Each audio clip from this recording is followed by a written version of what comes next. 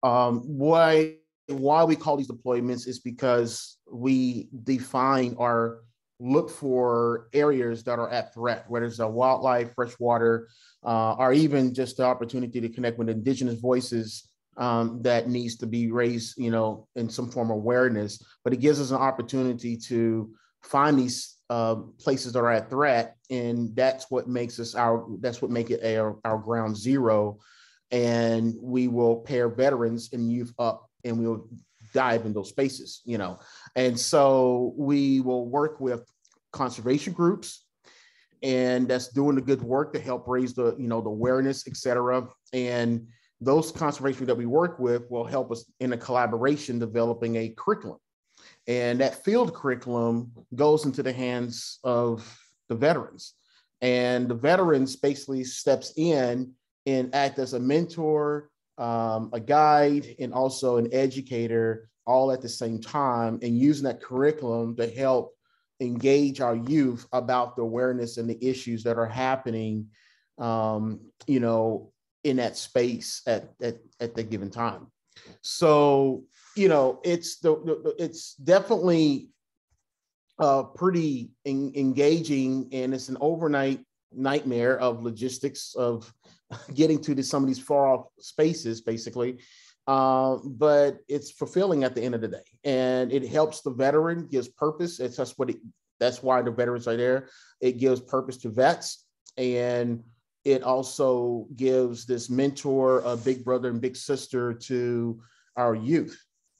And so, our ultimate goal from a veteran standpoint is really just trying to get our youth into this leadership mindset, to foster leadership, basically. And we don't stop our deployments right there on public lands and fresh water. When we're back, the conservation groups that we're working with, we help set up meetings, basically, with congressional members on a local level all the way up to a national level in DC. And when we come back, we'll go into these meetings and we will sit down and have these conversations. And it's our youth that are spearheading and having the conversations with the congressional members. And the veterans takes a step back to give those youth, the opportunity to take a step up and know what it's like to carry that responsibility, our weight and concern on the shoulders of the issues that are happening. And so they step in with full throttle of leadership, supporting by the veterans. And that's really what has made Soul River today. And it's definitely, connected with many different communities. The communities make Soul River, the partnership, government relationships, and it's a really robust type of organization that I started, from building it brick by brick, basically, and so my, the way I even started the organization was actually off of my handicap of me as a veteran, and fighting PTSD. And so the PTSD took me into a place where I was suicidal and I was actually homeless. And so through a lot of fight and a lot of support that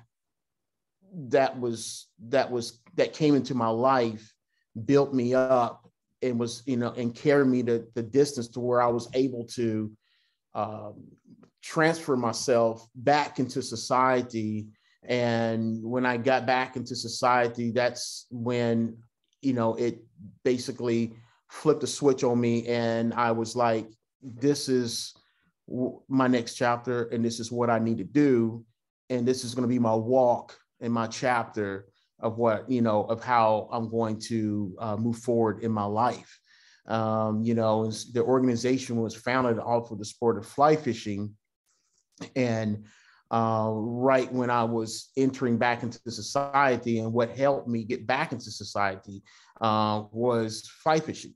And that's, that was my medicine, basically. The docs basically told me that, to fish more, basically, and that's what I did. And so, Yeah, it was quite a journey for myself in launching and building this organization to where it's at, and and it was yeah. Anyway, so to move forward, I end up launching a new organization, and because Soul River is moving and it's operating in its own way, and it's engaging with our youth and veterans. And so, as as an outdoorsman in doing different things in the outdoors, I have come across many bad situations that has happened to me. These bad situations are a thousand stories fold of many other minority groups out there, basically. And what happened to me, and it's not the first thing, but I was on a river fly fishing, and there was a white guy that stepped into the water, and he told me to get off his river, and I said no. And I continued to fish my section of water, and that guy basically drew his firearm and he shot at me. And so I was, very. It definitely did something to me. I was, it affected me greatly. Of course, I'm still living, and he missed, and but I had to go through a lot of therapy about that, and trying to, get back into, my life basically. And what took place that day on that river is something I'll never forget, and, I served my country, did what I need to do, et cetera, but I never thought I was going to have that kind of battle of confrontation like that in my life, especially on my own soil. And so through a lot of work with therapy, it led me in a different direction, and it led me in a direction to launch a new organization. And this organization is called Love is King. And I'm going to share, basically I'm going to share my screen with folks, and I'm going to talk to you about Love is King and what it's about. If you give me a second, please.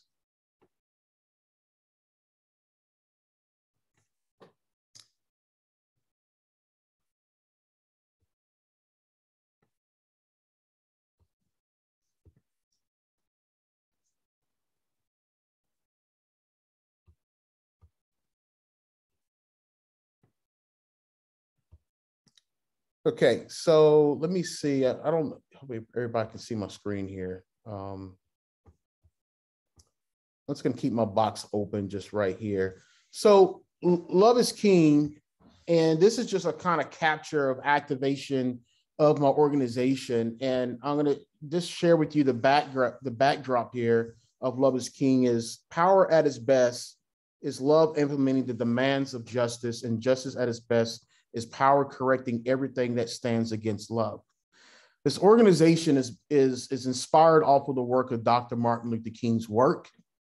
And, and anybody who's read his work or hear his speeches, it's centered around love. It's centered around respect, dignity, grace for one another, and it's bringing people together. And, Love is King is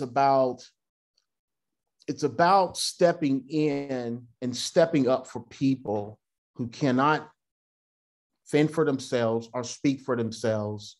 It's about creating space in backcountry, wild spaces to dismantle bigotry, hate, ignorance, and racism. It's about leaning into the communities and leaning into who you know or who you may not know. But it's about embracing the love of an ethos of a warrior, basically. It's not the type of love that you'll find in a family or a relationship. It's a love that's much more stronger, that lives amongst community, and that community acts as your army, basically, that gives that person that support and that comfort and that confidence. And so just to go back to our obligation, we believe that environmental, social, and racial justice are intrinsically linked, and we stand in the crosshairs of existential crisis where complacency, is a dirty word. It's our moral obligation to take action to ensure that people of color and all marginalized groups are guaranteed the freedom to roam in nature, pursuing recreational and outdoor opportunities without discrimination, ignorance, intimidation. We believe personal safety is the first priority above self. Safety is the highest priority in the outdoors for our BIPOC communities. This is a humanitarian movement that mobilizes Love is King volunteers to step forward to help facilitate and safe experiences for all. Our actions and presence will encourage BIPOC participation and ignite meaningful conversations, creating new perspectives, expectations, and experiences. We facilitate conflict resolution through love, empathy, patience, and deep sense of personal responsibility. We ensure people of color personal stories, outdoor experiences, history, culture, and leadership are represented, valued, and celebrated. We exist because the BIPOC community needs a voice and an active advocate. Talk is cheap to ensure the freedom to roam is unhindered, unlimited, and unforgettable. We say no to confrontation, complacency, inequality, ignorance, intimidation, judgment, closed-mindedness, fear, and status quo. And we say yes to the freedom to roam.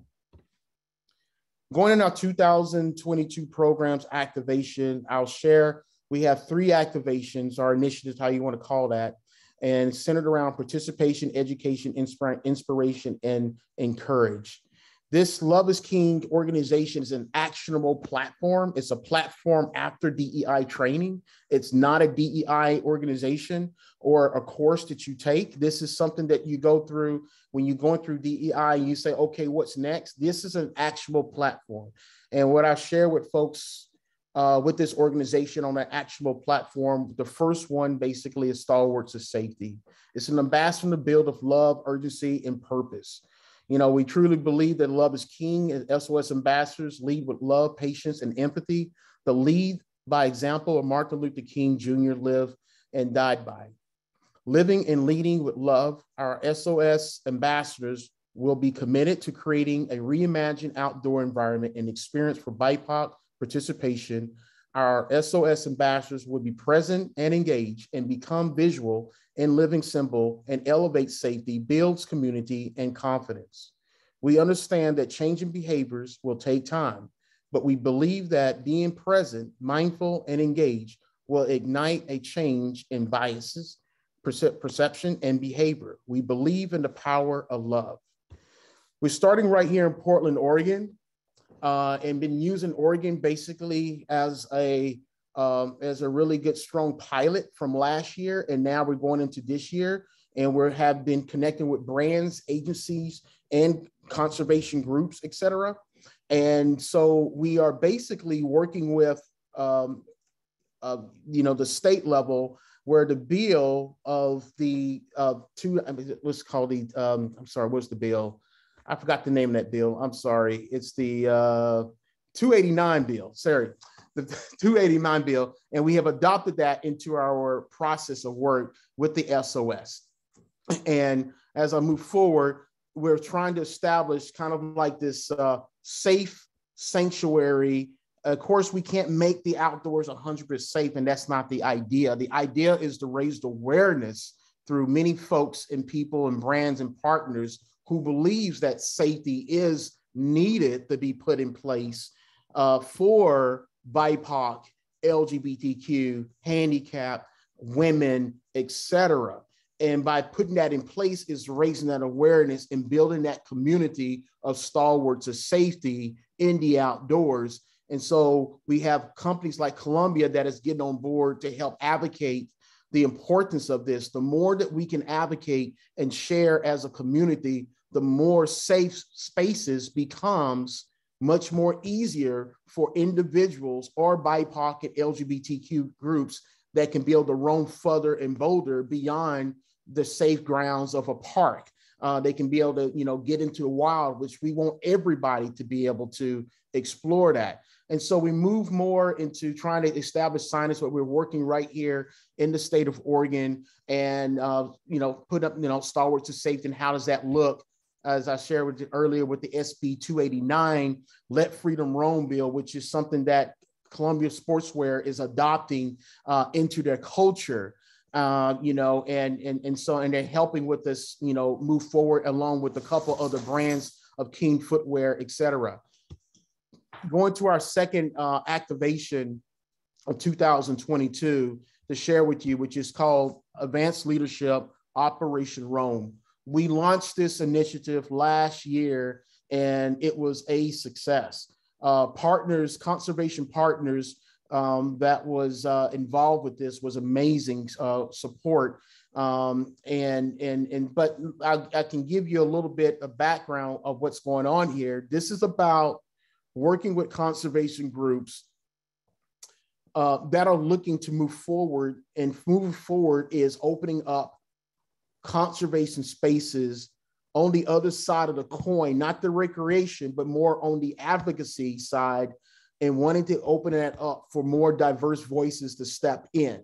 So we work with conservation groups who are looking for new diverse voices. And basically we put together teams, and these teams will go into these lands, these public lands, fresh water, and this will be a very fast track ramp of leadership / advocacy within that conservation space. And so we're fostering adult professionals of BIPOC that comes from different areas of the communities around the US, and we put them into a team and these BIPOCs will sign up or apply. And these are BIPOC folks that wants to be more in that conservation space. It's just they don't know how to navigate into those spaces. And so we will work with the conservation group and put that team together, and we'll help them navigate that. But the first thing is that before you can navigate about our public lands and our fresh water, you need to put some time in and understand what's going on. And so we will basically send a team like to the Arctic, and they will basically, before they go to the Arctic, they will set up with stakeholder meetings, and they will have stakeholder meetings from a government side, an indigenous conservation group, et cetera, or even local. And then they will embark on a small 2-week grit, rucking type of journey into that space. And, and it's not glorified to them. A lot of them doesn't have the experience in backcountry, et cetera, but they're guided, but at the same time, they're all set up for success, but they have to work for that success as well. It's a little bit grit, and they have to put some effort in to understand what that is, and understand about the land, et cetera. And then when they come out, that team becomes part of that conservation group's arm. They're strong arm, basically. So when that conservation group is doing the work of advocacy and they're looking to, maybe speak to a senator or get some signature signed or write a letter, et cetera, they can lean in that team, and that team basically can do that kind of work to help to support the campaign and the work that conservation group is doing. So basically, I'll read this out. Advanced Leadership, Environmental, and Social Justice is a combination of Operation Roam, and it's a classroom. It's an Arctic National Wildlife Refuge. That's what we did last year. And the mission is to connect Black, Indigenous, and people of color, individuals who would normally not have immediate stake in each other's interests, culture, and future, so they can find common ground and coverage their movements for the greater good. The more we connect and collaborate, and the more empathetic equity we build, we leverage an empathetic equity to tackle both environmental and social justice and empower a new generation of change makers. And to move forward, you'll see some of the last year of Operation Roam leaders. And these are leaders from different professional spaces. And, and it was a really amazing experience for them. and they were tagged with the Forest Park Conservancy Group is who they worked with. And today, half of them are actually involved with the Forest Park Conservancy Group, and 2 of them are actually starting their own businesses in conservation, basically.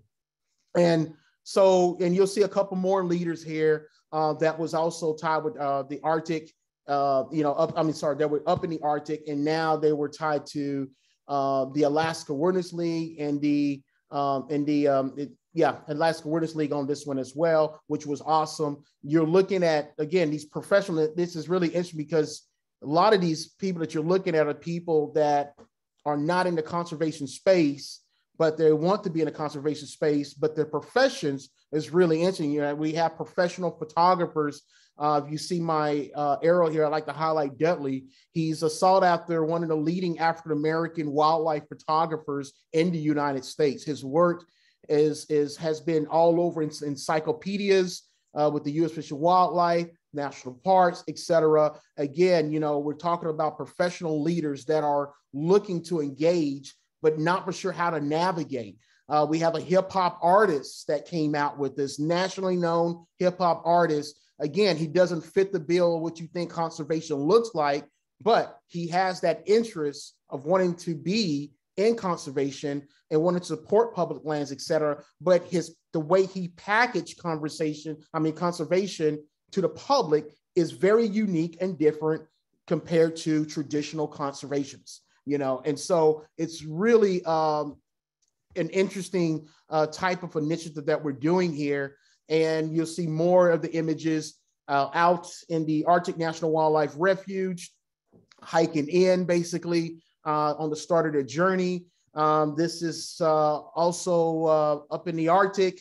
We're not on the refuge. We're actually up there by, I believe, Galbraith Lake area, and and doing some fly fishing, which was awesome. Amazing. Again, leaders. The lady in the yellow, she's an entrepreneur, business owner out of New York, and then the young lady right behind me, she's a biologist, and then another lady right on the side with the yellow hat. She is another entrepreneur out of Utah, and she has her own business as well. And now these three they're all back into their own space, but they're working a lot with the Alaska Wilderness League. And Alaska Wilderness League is leaning into them basically. And so now they've been up to the Arctic, and now they're also part of those voices, of diverse voices that help speak and raise the awareness of the Arctic refuge, basically. We're making base camp here. Again, a lot of folks never slept in the outdoors. This is the first time. And it was really an interesting experience. And we're down here, on the riverbank, actually on the lake, Galbraith Lake area. And I'm teaching everybody how to fly fish and going after the lake trout there, basically. This was an interesting experience. And so, this is up at the Galbraith camp area. Actually, yes, I think so. But we were, I'm bringing a lot of these, BIPOC leaders into these wild spaces, along with youth, along with veterans. And go back to my story that I'll share with everybody about the engagement of what happened to me on the water when I got shot at. These stories, like I said before, are 1,000 times fold of many other people's stories. And so another story here, and we were here on the campground, and I get approached by, 2 white guys with firearms, and so they approached me. They didn't immediately identify themselves. And so it put everybody, on the red flag here. And, you dealing with, there's this, yes, people have sidearms in the backcountry. I carry as well, license, etc. But to a lot of people of color, it's not used to that. That's not culture. That's not their culture, etc. And plus, being in the outdoors, unarmed, and being in an open space makes you even much more vulnerable. So seeing 2 white guys come up with sidearms and not identifying themselves sets off red flags. So as we move forward, I step and engage with the officers, I mean, them at first finally found out that there were officers in our conversation, and they wanted to know what we were doing. And because they actually approached it because there was something on the radio went out that a hunter basically killed a caribou wrongfully. And they thought that that was us. Of course, it wasn't. And, it's, BIPOC folks out here around the campfire, et cetera, doing our thing. And after, over a course of conversation having with the officers and everything, they knew it wasn't us.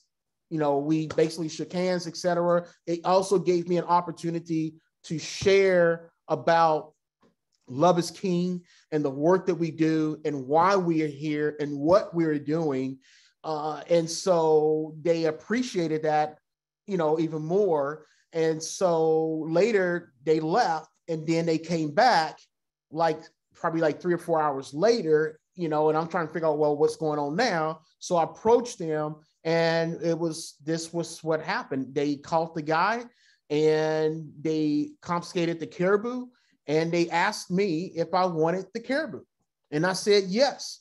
And they treated it as an educational thing. They wrote it up and they gave it to me. And so I went ahead and basically said, okay, well, I'm going to show everybody how to field dress an animal right here on the spot, and that was another experience of these BIPOC leaders learning and watching how this unfolds, right? There was a lot of fear. I mean, even some of, some of the guys felt uncomfortable. The girls, they felt uncomfortable. There were some tears, seeing a dead animal. No one's never seen that. It was a shock amongst all of them, but we talked through it. We walked through it. It was we were lucky because we had on the team, there was an indigenous young man.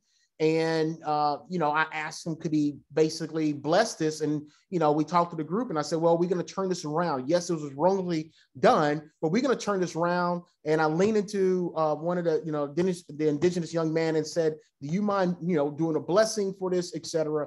And he did a blessing. And we basically, turned this around into a better experience, and we felt like we served the animal well, respected the animal, and so it was quite an experience for this team here to experience something like that on the land, and had an opportunity to eat caribou right there on an open fire. So some of the gear that we, again, fly fishing outfit, and moving forward, you see some of the images. Carrying one of the alpaca rafts to the water here.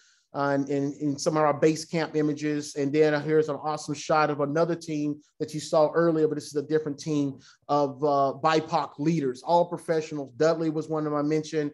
And we got the hip hop artists here. And it was a really amazing experience for them, and for everyone, actually. Part of while we're out there, we do have our meetings. And again, we set up meetings, stakeholders, Bernadette, she met with the team and shared a lens from a Gwich'in standpoint about the refuge and the issues, et cetera. And everybody was very grateful, and it was also full engaging. And this is, again, another way of building advocacy leadership into more diverse voices, et cetera. And of course, Bernadette, love her to death and the work that she does here. I decided to throw a picture in there. So one of our initiatives is Stories Over Silence. This is really much more centered around BIPOC telling their stories, and you can find this on our website, telling their stories in their own time, and this gives the opportunity to not have to deal with the charge. And the charge is dealing with Caucasian folks that's in denial, and that will basically project that denial onto a BIPOC's experience. And it's a real experience. And so instead of, those BIPOC leaders or many folks talking about it and sharing it, so that doesn't work, or, racism doesn't exist in the outdoors. We only see green in the outdoors, or, are you serious? Do you really think that's what that guy was really doing? That kind of stuff, which makes people feel uncomfortable, especially if they're in the space of feeling, feeling comfortable to share their stories and to be open with that. Our society is not really that wired that greatly to allow open space for people to feel comfortable to speak. We always have an alpha in those spaces. And when you have that alpha in those spaces, just like in the dynamics in the outdoors, et cetera, what happens is that it causes others to not speak up, and it's just that dynamic. And so what we try to do is erase that kind of dynamic and allow BIPOCs who are willing to share their stories. They'll do a video recording of themselves and talk, and you can sit there in your own time and you can actually be able to listen and you can, listen in your own space and think about that instead of having to engage that way. And so silence over stories is one of our ways of putting these experiences out for people to be able to learn, educate and try to find that grace and that understanding around what's happening in Black and brown people's lives, right? And what they are experiencing, Yes, you don't walk that walk of what they're walking, et cetera, but just learning, just adapting and sitting with what they're saying is very, very important. And that's really what a lot of BIPOC folks want people to understand and know, because we do come from different walks of life. And, especially, and even if we talk about generational fear, that's something that Caucasian people will never experience, but, when you bring that diversity into those spaces, there's different experiences. And that's the beauty and the fabric of our country is community and us be able to come together and listen to one another without the charge. And so Stories Over Silence is something that we do on a regular basis. And you can find that on the Love is King website. And then we have our monthly heritage events. And, from the last one is, this gives us an opportunity of Love is King to live live around holidays on a calendar basis. And where we do is that each holiday, like the LGBTQ, the Black History Month, Native American, Veterans Day, we can take advantage of those holidays and we bridge those holidays into an outdoor setting, an easy bridge in and easy access for communities of all that have that fear in the outdoors. They can be able to step into a festive celebration, storytelling of art, et cetera, in the outdoors, and give people the opportunity to feel comfortable and enjoy, and with families, et cetera. And so we engage with these heritage events on a monthly basis, and we work with many different partners and groups and also government as well. Again, you'll see the Veterans Day hike that we did past Veterans Day called Carry the Weight, Ruck 22. I read this out to folks. This is not a veteran issue. It's a community issue that doesn't discriminate. It impacts us all. Ruck 22 experiences engages the entire community to stand beside our fellow veterans. Participants hike or walk and carry the weight of 22 pounds in remembrance of our brothers and sisters and raise awareness of veteran suicide. Every day, 22 veterans lose their battle to post-traumatic stress on American soul, plus more. Ruck 22 Veteran Suicide Awareness Hike is a natural coming together of the community and solidarity and the solitude of nature. Ruck 22 is a healing outdoor experience that's one of Love is King's monthly heritage event series. The heritage events promotes the healing, the power of nature, celebrate cultural differences, and make it outdoor environment safe and accessible for all. And so this was an awesome event. 300 people showed up, if I'm not mistaken, and it was more than what we expected.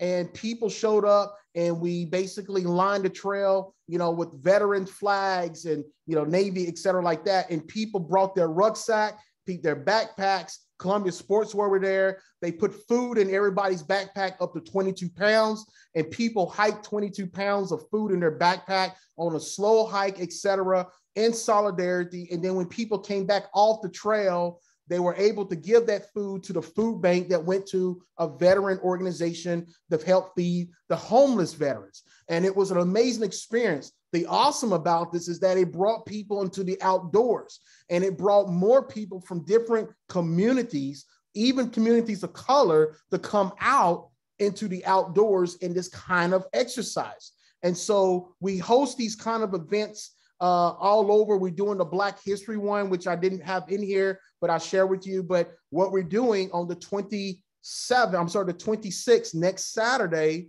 we got permit from the city to barricade the bridge in Portland, the St. John's Bridge. We are basically, Love is King is taking over the entire bridge, and we're turning that bridge and recreating the March on Selma and the Martin Luther King March on Selma. And we're going to be, speakers going to be out there. We're bringing out the gospel choir on the bridge. And here's the unique thing. This march is going to go across the bridge and into the trail. It's going to end on the trail system in the outdoors. And so that's how this is how these kind of out of the box, thinking creative and conceptual of how we can connect people to nature around different type of holidays, celebrating storytelling, engaging folks, bringing families out, etc., and hitting the trail, enjoying in their own way, basically. And so we do these for LGBTQ,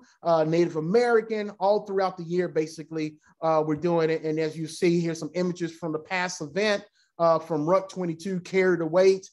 It was a great day, great experience. How we work together, basically. And here's some different type of advertisements of how we market Love is King on our heritage events. We got the Hispanic heritage, the Women's History Month, the Native American. And so we putting these out on our Instagram, and it brings community together, And so this is another way of how we engage community to connect to nature in a historical, festive, storytelling way, where it allows people to feel comfortable, and it creates a bias-free zone, and to know that you're out there with other folks and like-minded folks around love and support, basically. And that comes to the end of my presentation of the work that I do with Love is King, and me. Yeah, and then the rest of the work that I do, of course, is Chad Brown, and that was early, which is tied with TV and photography. I do a lot of photography and on our lands, and a lot of stylized portrait photography with indigenous folks who I connect with, whether it's the Nubian or the Gwich'in people, etc. Thank you very much. Thank you. Oh man, that was wonderful. Yeah, just big applause. And I think we do have time for questions. If anyone, I haven't seen any in the chat, but if anyone wants to, let's see here.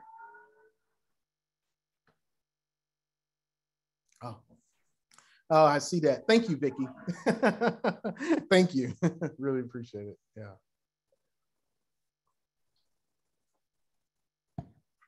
Yeah, I've actually have never personally been in our National Wildlife Refuge, but it just sounds so inspiring. And I'm just kind of curious about what, I guess, what was your first, what made you decide to go there for the first time? And what was that experience like personally for you? I would say what drew me there is actually my connection with indigenous communities. And when I, just like a lot of us vets and where we're suffering at PTSD, what helped me through my process was a gentleman who's a brother of mine, and he's from the Quinault Nation.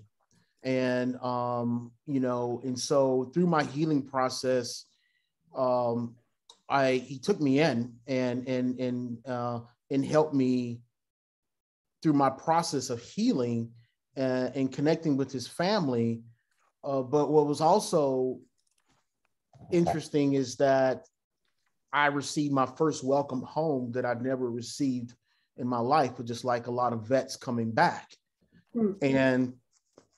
And as he said to me, in indigenous culture, when a warrior comes back, it's the community that helps heal that warrior back. There's a lot of us vets that comes back home and don't know how to heal and don't have a community. And a lot of people don't know how to support a vet at the same time, you know. But I found my healing in my walk and my process with my brother, Indigenous brother. And so ever since then, I think I've always had this allegiance to Indigenous people, and they understand the power of nature and how that heals the soul, a troubled mind. And so I've been, through my organization, I've been doing a lot of work with vets and bringing them back to Indigenous communities. And they also receive that kind of welcome home and that healing as well. And so through my work, a lot of my work, it has led me of crossing paths with Alaska Wellness League, and through Alaska Wellness League, it launched my path in front of Bernadette. And when I connected with Bernadette and started to develop a relationship with her and learning a lot, that deepened my interest more into Gwich'in, and so I found myself booking a flight up to the Arctic Village myself, and knocking on the door and connecting with the council members and sitting down, and learning and spending time with them, and so it's really interesting because a lot of us vets has a hard time getting accepted in our own society. But when we go into Indigenous cultures, the door is wide open and they accept warriors, and they know how to, they just give us that respect and understand where we're coming from. And also what's beautiful about that is connecting with fellow brothers of arms who are Indigenous brothers and sisters that are in those communities. And that deepens a serious bond amongst the veteran community, And so the draw of me going back to the refuge is the draw of me understanding and knowing that I'm going back home, just as much as the Gwich'in says, this is where life begins when you're referring to the coastal grounds, right? The birthing grounds, et cetera, and I get that and I understand that. And so a lot of veterans comes back up that way, not just me anymore. It used to be me, but a lot of veterans still comes up there to this day of connecting back with the Gwich'in, et cetera, of just connecting back to the land, connecting back home. And it's a safe space for them. And it's a safe space for me. And it's what keeps me going back up all the time. So me making my way back up is also my social responsibility of bringing more folks into that space, and sharing that space and respecting that space. But yeah, that is really beautiful. Thank you. Yeah, and that kind of leads, another question is, how do you recruit your participants? Or I think another way is like, how does someone join? I know a lot of us probably know veterans and BIPOC people. Yeah. What's that process? Yeah, so I'll start up with Soul River Inc. Soul River Inc.'s applications, we have applications that goes up from January 1 to they just ended, I believe, January the 30th, if I'm not mistaken. And there's 3 portals. It's veterans, volunteers, and youth. And, we definitely lean into a lot of volunteers, especially volunteers who has skill sets of education, science background, just conservation work, et cetera, and so when those applications come out, we have interviews. Right now, we just finished our interviews actually with youth veterans and volunteers, and we're about to go into our orientation. The youngest of youth is between 14 to 19.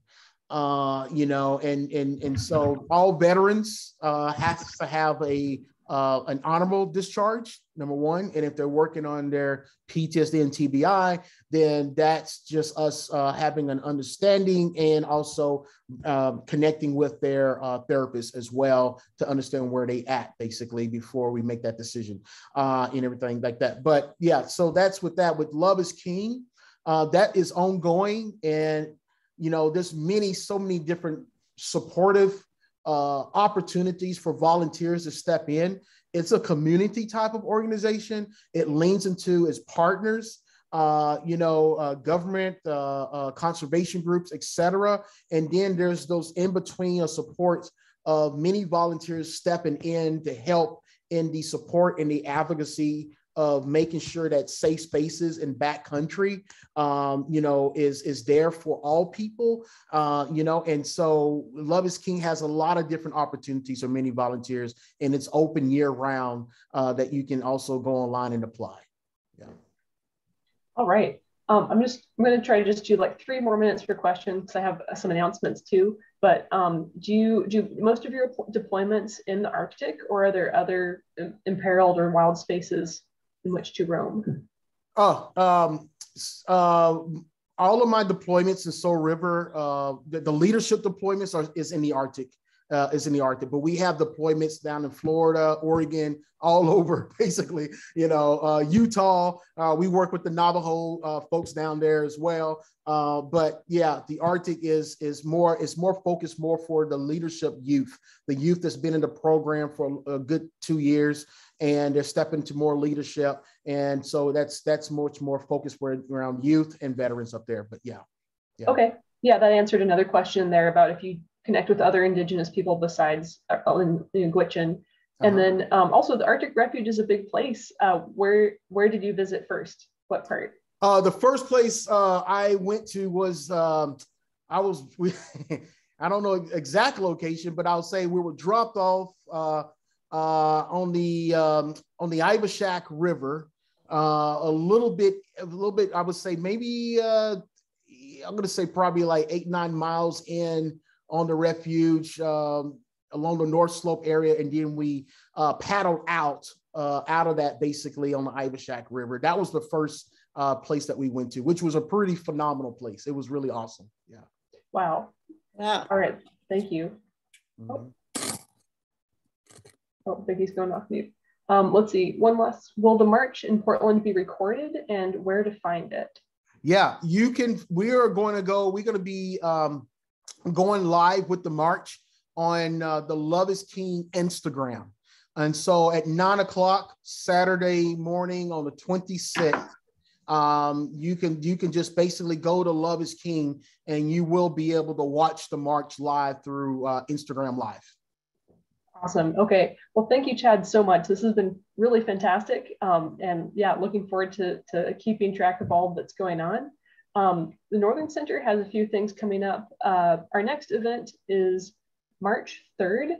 It's just going to be a program update, sort of like an informal check-in with the program staff. So you can actually, I'm going to put in the chat, northern.org/events is where you can sign up for that. And that'll be a chance for anyone to ask questions of us, of the Northern Center staff, to hear what we're up to. We'll also share some of our legislative updates and different actions coming up. So thank you everyone for coming. This has been great. Oh, I'm going to stop recording now. Sorry, I forgot to do that.